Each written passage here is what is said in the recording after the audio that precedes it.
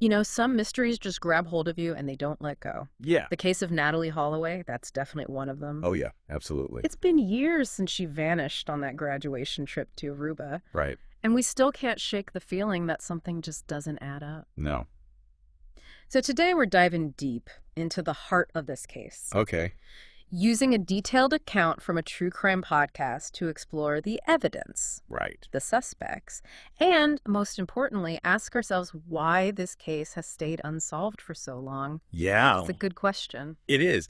What's fascinating about this case is how this picture-perfect vacation spot, Yeah. this beautiful island, becomes the backdrop for such a chilling disappearance. Yeah, it's crazy. Aruba is known for beautiful beaches, Mm. turquoise waters, Right. but there's this darker side to the island that often gets overlooked.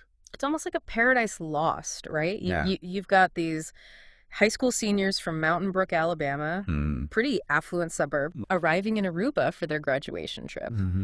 They're excited. They're ready to experience the island, that relaxed atmosphere, Right. including that legal drinking age of 18, Yeah. which is much lower than back home. Right. But that carefree atmosphere may have created a sense of vulnerability. Absolutely.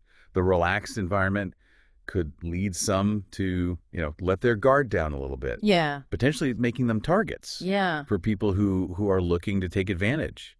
And in Natalee's case, this contrast becomes crucial to the story. Yeah, absolutely. So let's talk about Natalee. Go. She wasn't like the stereotypical party-going teenager. Okay, right. From everything we know, she was responsible, straight-A student, Mm-hmm. involved in volunteer work, and had even earned a full scholarship to medical school. Which makes her disappearance all the more perplexing. I mean, she had such a bright future ahead of her. Sure. She wasn't someone you'd expect to just vanish. It's this stark contrast between her character and the circumstances of her disappearance that really gripped the public's attention, I think. Yeah. You And her family sensed this too. Her mom, Beth Twitty, she had expressed concerns about Natalee's safety. Hmm. Not because she thought Natalee was reckless or anything, but just because she was, in her words, someone who could be taken advantage of. Yeah. It's like a mother's intuition, sensing a potential danger Yeah. lurking beneath the surface of this carefree trip. That underlying tension, Yeah. between a parent's intuition and a young woman's excitement for the future adds another layer to the story. Yeah. And tragically, their worst fears were about to be realized. So it's the last night of their trip, May 29th, 2005. Okay. The group goes to Carlos and Charlie's, popular bar, known for its lively atmosphere. Right. This is where Natalee meets Joran van der Sloot, 17-year-old Dutch student living on the island, described as charming, good-looking, and, as we learn later, quite the gambler. And that's where the first of many unanswered questions emerge. Yeah. Right? I mean, what was it about Joran that drew Natalee to him that night? Was it charisma, confidence, something else entirely? It's a question that has haunted investigators and the public for years.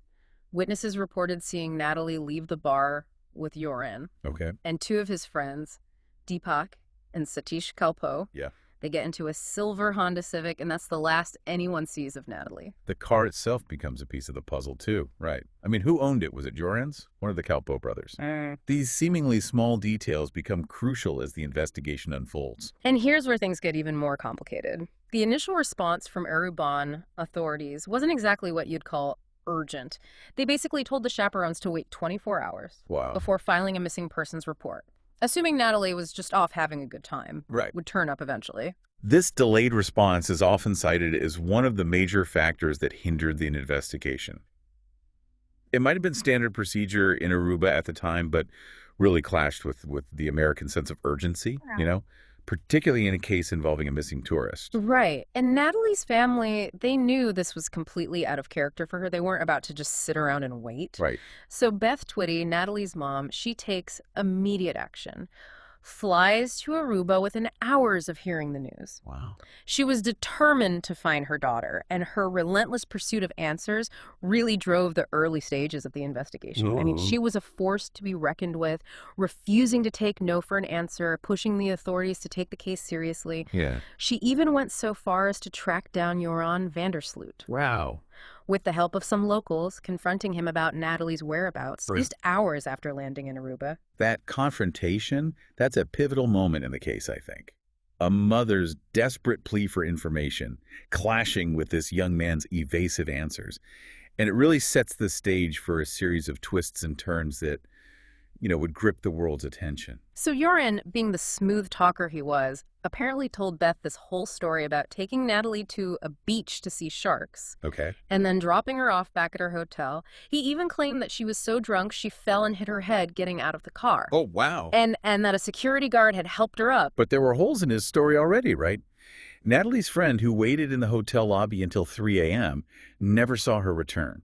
And no security guards matching Joran's description could be found. So these inconsistencies immediately raised red flags for investigators and, of course, for Beth Twitty as well. Joran's story just didn't add up. And the evidence, or lack thereof, started to paint a very different picture. This wasn't a case of a young tourist simply losing track of time. Right. Something much more sinister seemed to be at play. And it's not just Joran's account that raises suspicions. The Kalpoe brothers, who were with Joran and Natalee that night, also backed up his initial story. Right. But their alibis begin to crumble under scrutiny. Mm-hmm. So this raises the question, were they involved in Natalee's disappearance, or were they simply trying to protect their friend? Yeah, it's a question that has lingered over the case for years. Were they willing participants in a crime or unwitting accomplices, Right.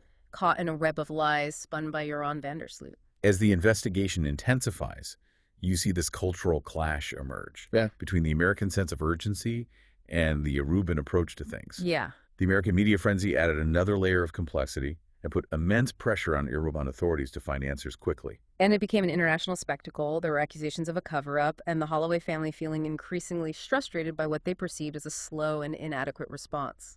This clash of cultures and legal systems is a crucial element to this story, I think.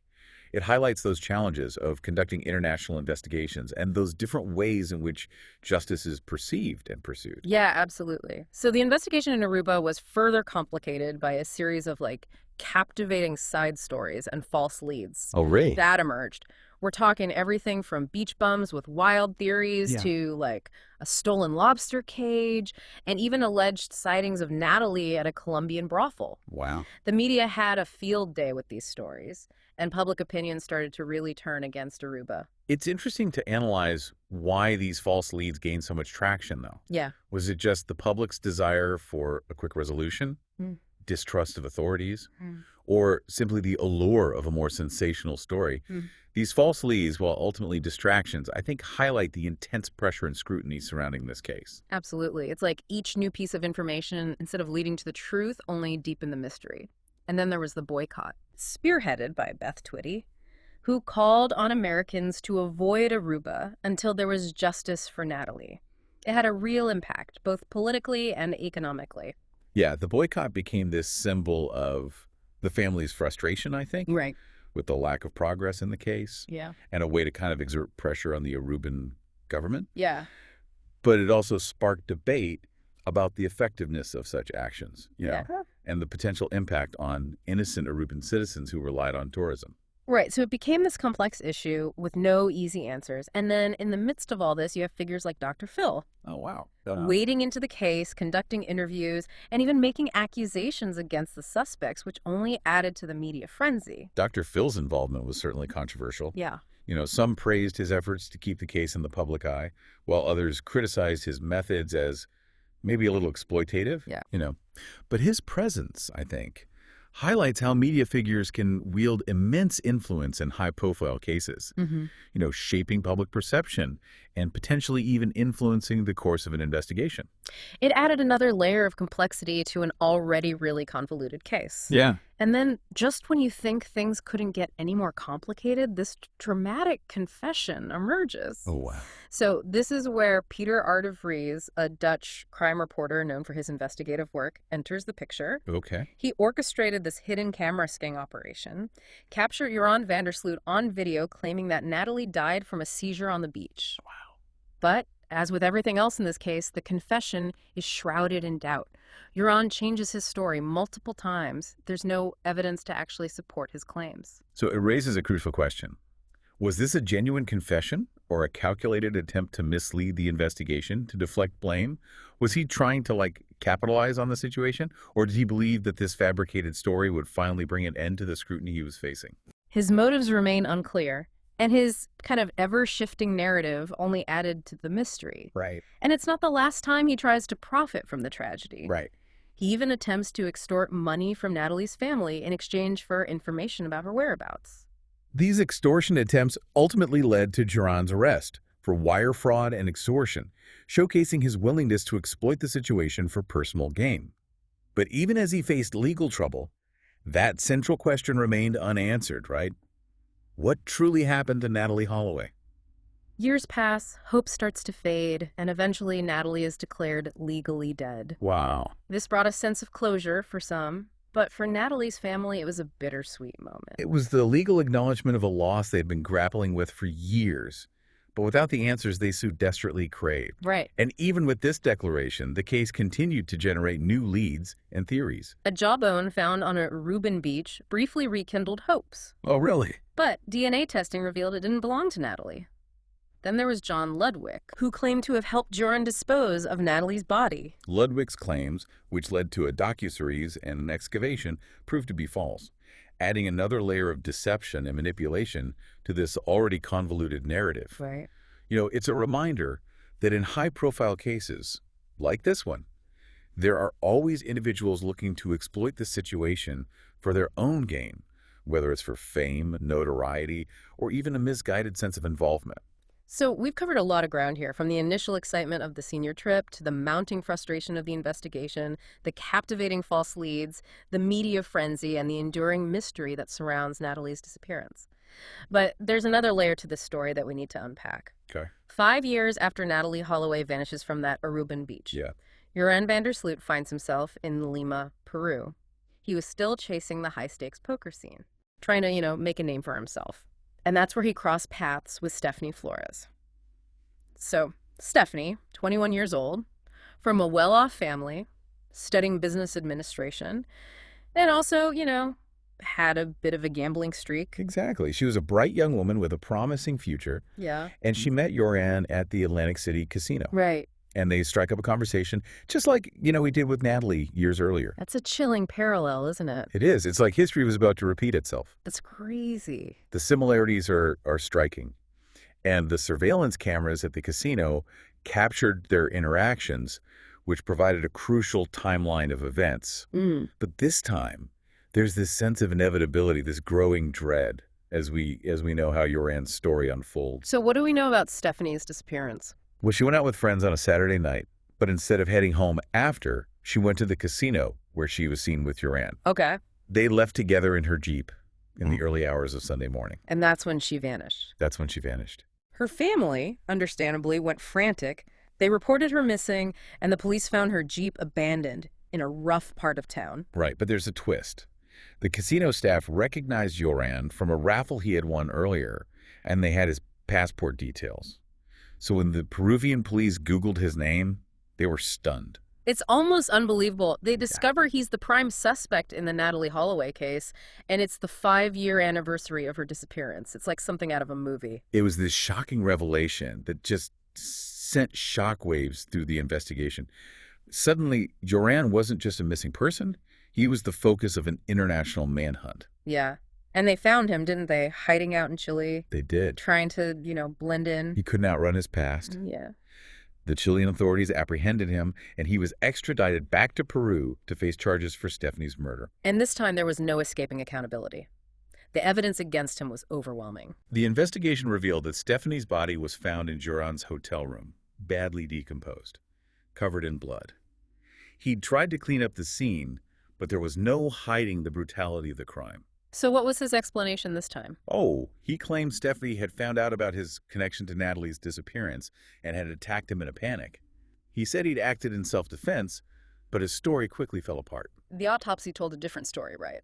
The evidence showed that she'd been brutally beaten and strangled. Exactly. It was this vicious, violent attack. And Joran's attempts to portray himself as the victim were just simply not credible. And this time he couldn't wiggle out of it. He was convicted of murder and sentenced to 28 years in a Peruvian prison. That conviction brought a sense of justice, but it also raised questions about what might have been different if Uruguayan authorities had acted more decisively 5 years earlier. Yeah.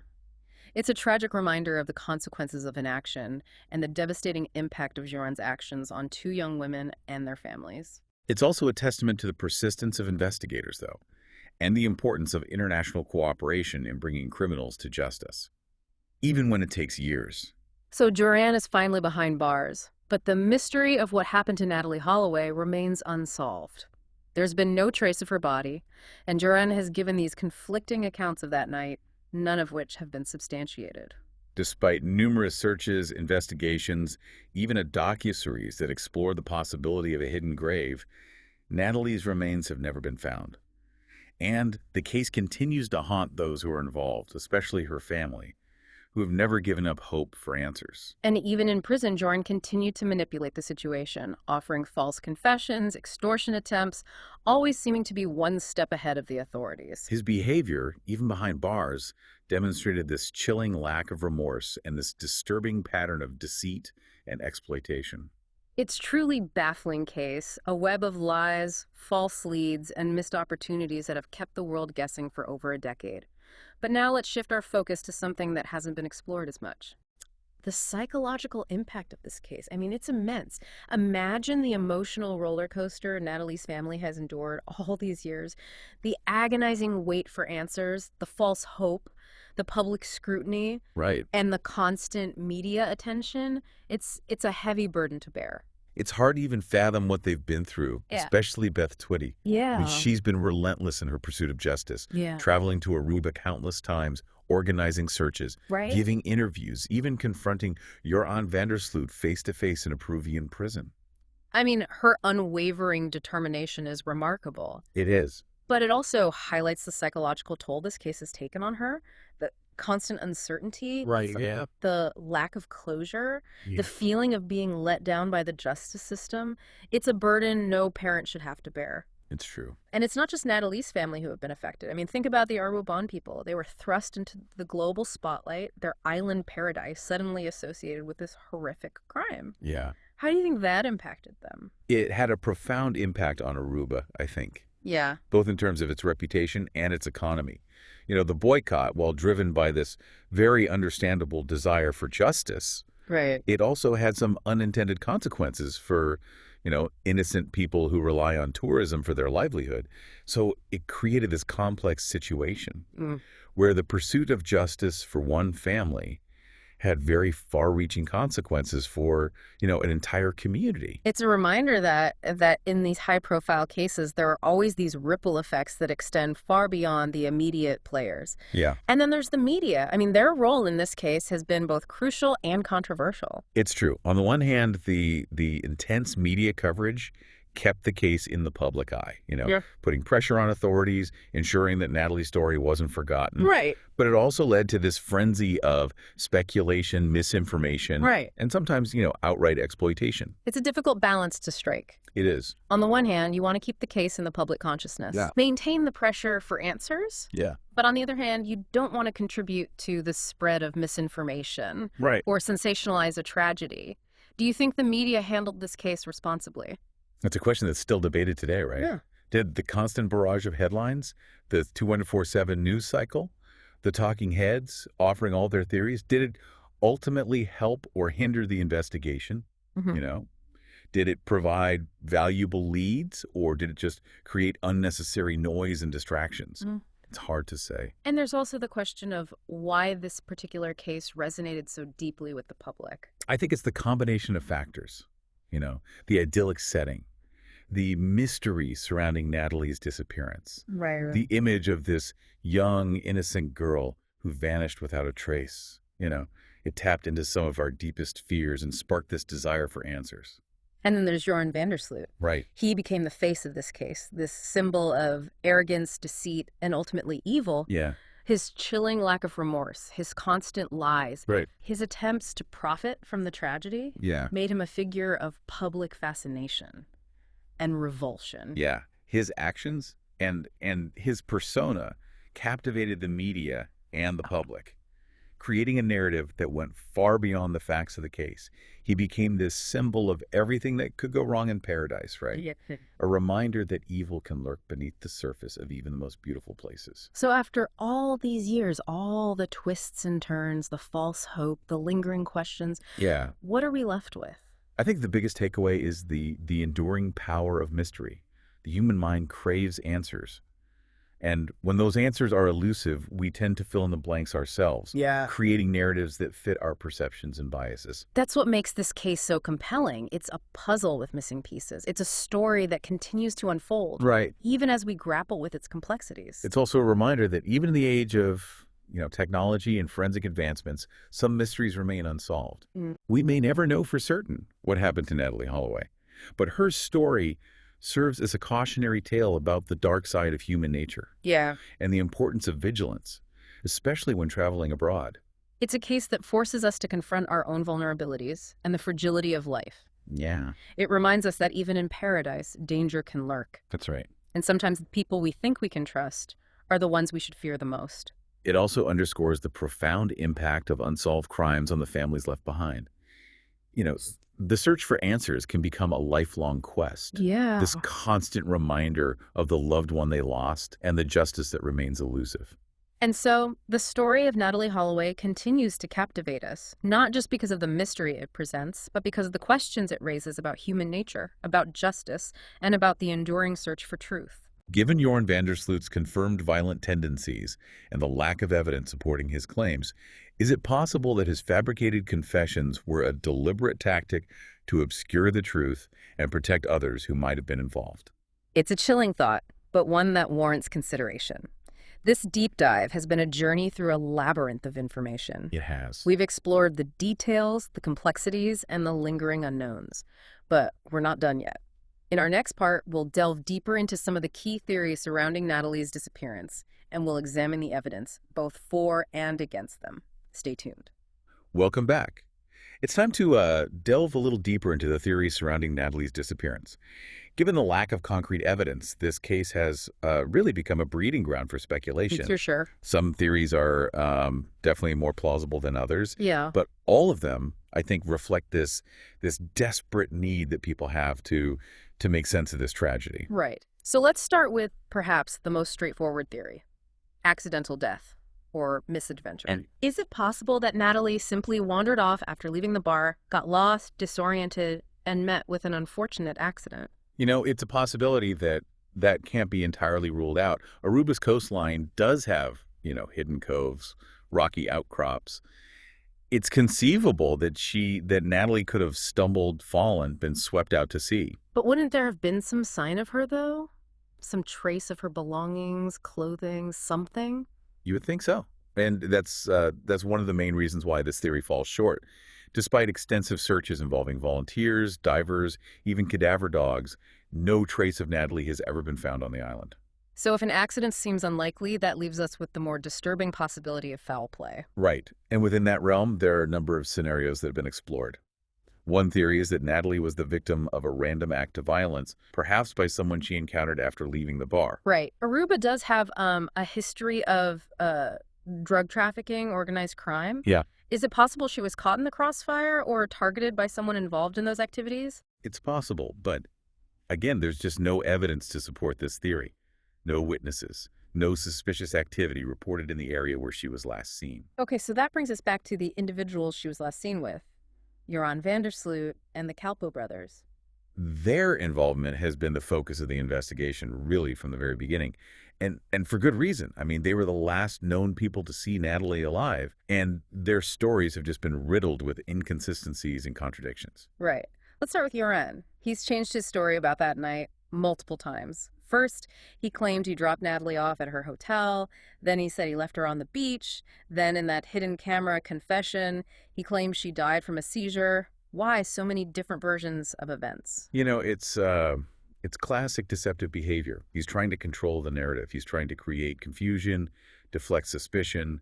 Each news story is an attempt to distance himself from any potential involvement in her disappearance. But his actions don't support his claims of innocence. He tried to extort money from Natalee's family. He showed a complete lack of remorse for years. And then there's the murder of Stephanie Flores in Peru, which demonstrated a clear pattern of violence and deception. Exactly. Duran's actions speak louder than words. His history of lying, manipulation, violence makes it incredibly difficult to believe anything he says. Right. So if Duran was involved, were the Kalpu brothers also part of whatever happened that night? That's a question that has never been definitively answered. Yeah. Their initial stories aligned with Duran's, claiming they had nothing to do with Natalee's disappearance. Right. But those stories have also shifted over time. Right. And there are some disturbing details that have emerged. Yeah, like those online chats between Duran and Deepak Kalpa that were discovered years later. Yes. They seem to suggest that they knew more about Natalee's fate than they were letting on. Yeah, those chats are incredibly incriminating. They paint a picture of three young men who are, just desperate to cover up something terrible that happened that night. But even with those chats, we're still left with more questions than answers. What exactly did they do, and what was their motive? There's also the theory that that Natalee may have been drugged. Right. Which could explain why she appeared disoriented or unresponsive. Could that have played a role in her disappearance? It's a possibility that's been investigated, but again, there's just no concrete evidence to support it. No traces of drugs were found in her system, and no witnesses reported seeing her being drugged. So we're left with this web of circumstantial evidence, conflicting accounts, and a prime suspect who has proven himself to be, a master manipulator. It's a frustrating situation, both for investigators and for Natalee's family, who have been denied the closure they deserve. And this is where the psychological impact of this case becomes even more pronounced, I think. Yeah. The lack of definitive answers, the years of waiting and wondering have taken a tremendous toll on everyone involved. Especially for Natalee's mother, Beth Twitty. I mean, she's dedicated her life to finding out what happened to her daughter. She has. She's traveled to Aruba countless times, organized searches, even confronted Jorn in prison. What do you think drives her relentless pursuit of the truth? I think it's a combination of love for her daughter and a deep-seated need for justice. Yeah. She refuses to let Natalee's story be forgotten. She wants those responsible to be held accountable, and she wants to bring Natalee home. It's a powerful example of a mother's love and determination in the face of unimaginable tragedy. It is. But it also begs the question, what happens when even the most dedicated efforts fail to uncover the truth? How do you find peace and move forward when the answers you seek remain elusive? That's the heartbreaking reality of cold cases like this, right? Yeah. Sometimes the truth remains buried despite our best efforts to uncover it. And that's a burden that the families of victims have to carry with them for the rest of their lives. So what can we learn from the Natalee Holloway case? What lessons can we take away from this tragedy, that might help prevent something similar from happening again? I think one of the most important lessons is the need for vigilance, especially when traveling abroad. It's easy to get caught up in the excitement of a vacation and let your guard down. Right. But it's crucial to be aware of your surroundings and the people you interact with. Trust your instincts.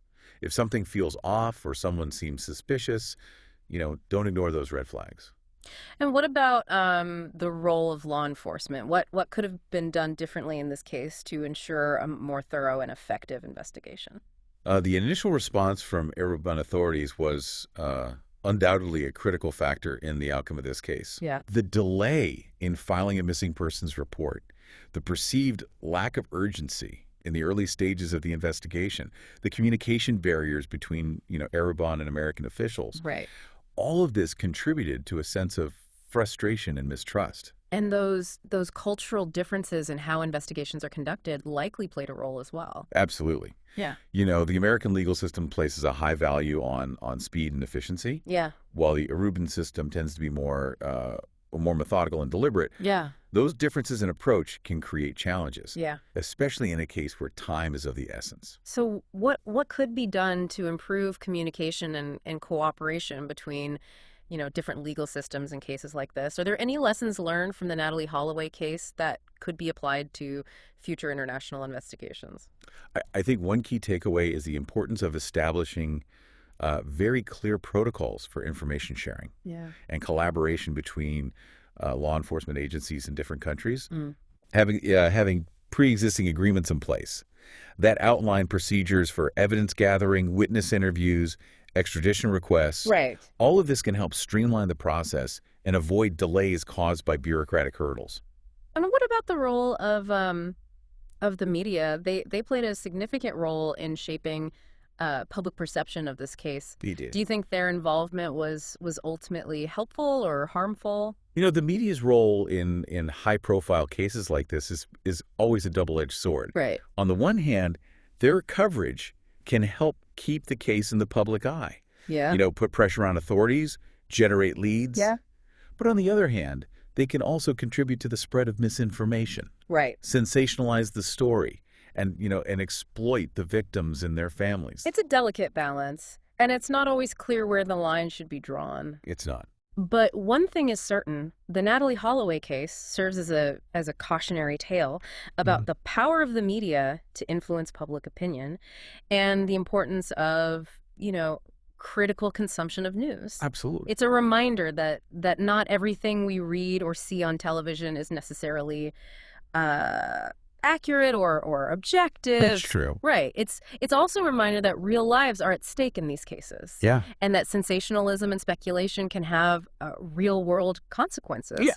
The media has a responsibility to report on these cases with sensitivity and respect for the victims and their families. Absolutely. So for now, let's shift our focus to the lingering questions that still surround this case. We've explored the various theories, we've examined the evidence, but there are still so many unknowns. Even after all these years, there's this sense that we've only just scratched the surface of this story. You know, what really happened to Natalee Holloway that night on the beach in Aruba?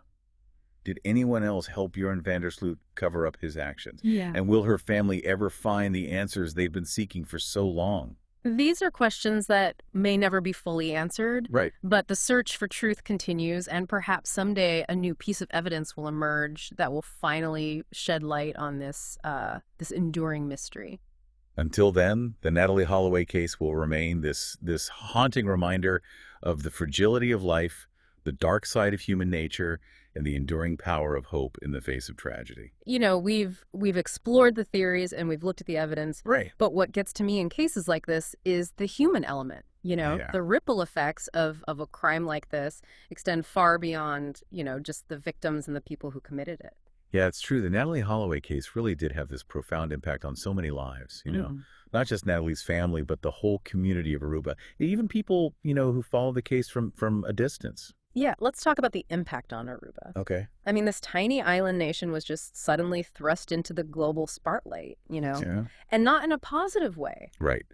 It's important to remember that Aruba's economy is heavily reliant on tourism. Mm-hmm. The island's image is built on these pristine beaches, friendly people, and a sense of safety and tranquility. Right. And when Natalee disappeared, that image was shattered. And the media coverage didn't help. Headlines, screaming about a missing American tourist, right, a possible cover-up, and this dangerous island paradise. The media frenzy, without a doubt, contributed to a decline in tourism. Right. People were afraid to visit Aruba, worried that they too might become victims of crime. Mm. And this had this really, really devastating impact on local businesses and the overall economy of the island. And beyond the economic consequences, there was the emotional toll on the Aruban people too, right? Absolutely. The people of Aruba were deeply affected by this tragedy. Yeah. They felt this sense of collective grief for Natalee and her family. And they resented the negative portrayal of their island in the media. They felt misunderstood and unfairly judged. That's like their home, their place of peace and beauty had been violated. Yeah. And they were left to deal with the aftermath. And the case also created, divisions within the Aruban community itself. Oh, really? Yeah. Some people believed that the authorities were doing everything they could to solve the case, while others, suspected a cover-up or felt that the investigation was mishandled. I see. So these divisions and the intense scrutiny from the international community must have created a lot of stress and tension within Aruban society. Absolutely. Yeah. It's a reminder that crime, especially high-profile crime like this one, it doesn't just affect individuals.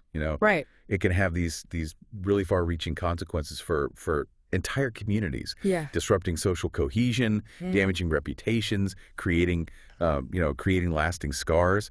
And then there's the impact on Natalee's family. I mean, their lives were irrevocably changed the moment she disappeared. The pain and anguish they've endured, it's unimaginable, really. Yeah. The constant not knowing, the endless searching, the dashed hopes, and the relentless media attention. It's a burden no family should have to bear. Beth Twitty, Natalee's mom, has been particularly outspoken in her pursuit of justice. You know, Yeah. she's traveled to Aruba countless times, Yes. confronted Jorn van der Sloot, Yeah. and even spearheaded a boycott of the island. What do you think fueled her relentless determination? I think it was, a combination of love for her daughter and just this fierce determination to find answers. She refused to let Natalee's case, fade into obscurity. She wanted to keep the pressure on authorities, and she wanted to make sure that the world never forgot about her daughter. I mean, her tireless efforts have been both inspiring and heartbreaking. She's become a symbol of a mother's unwavering love and a powerful advocate for victims of crime. Yeah. But, at what cost? That's right. The toll that this case has taken on her, both physically and emotionally, it's undeniable. Yeah. She's dedicated years of her life to this search for answers, sacrificing her own well-being in the process. It's a testament to the strength of the human spirit, but it's also this stark reminder of the devastating consequences of crime. The Natalee Holloway case has also raised, I think, important questions about the role of the media in high-profile criminal investigations. On the one hand, the media attention helped to, keep the case in the public eye, Right, and put pressure on authorities. But on the other hand, there was a lot of sensationalism, misinformation, right. and arguably exploitation. It's a difficult balance to strike. Yeah. The media has this responsibility to report on these cases, but they also have a responsibility to do so ethically and responsibly. Yeah. And in the Natalee Holloway case, there were instances where the line between news and entertainment it became blurred. Yeah, and the constant speculation, the endless theories, and the focus on Joran van der Sloot as this villainous figure Right. may have actually hindered the investigation. It's certainly possible the media frenzy can create a lot of noise and distraction, making it harder for investigators to focus on the facts of the case. Yeah. And it can also put undue pressure on witnesses. Yeah. And potentially influence their testimony.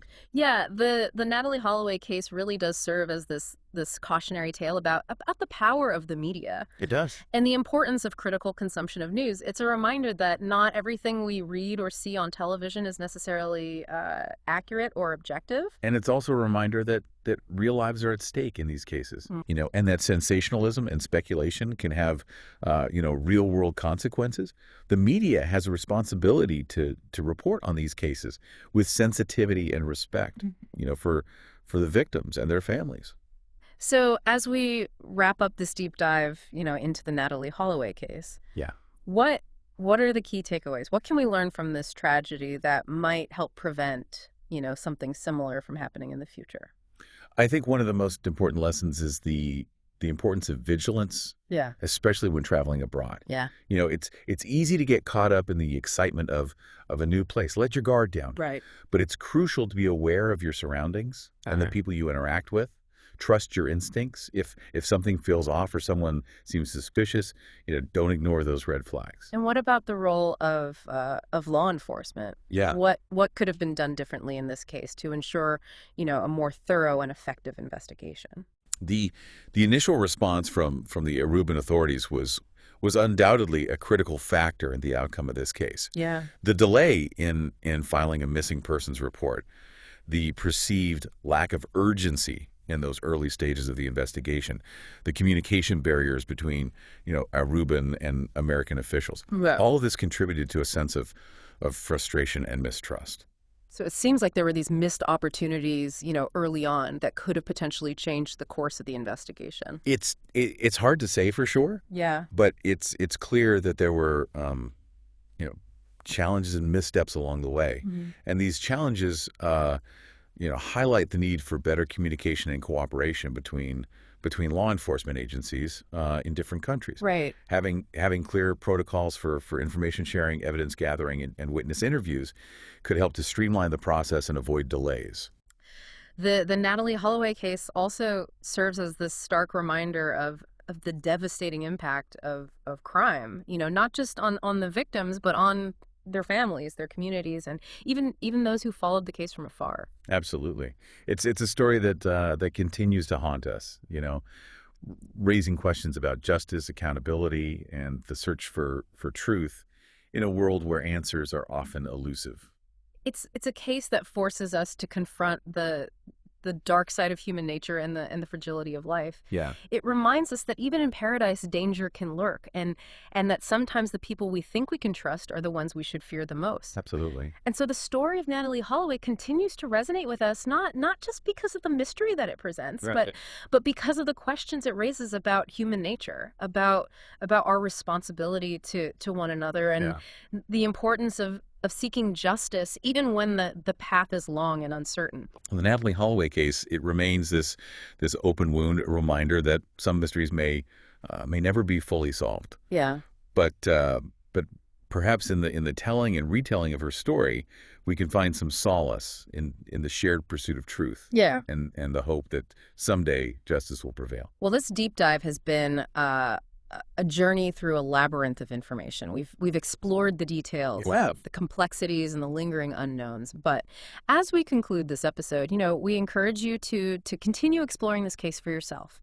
Examine the evidence, consider the various theories, and draw your own conclusions. The search for truth is an ongoing process, and your perspective matters.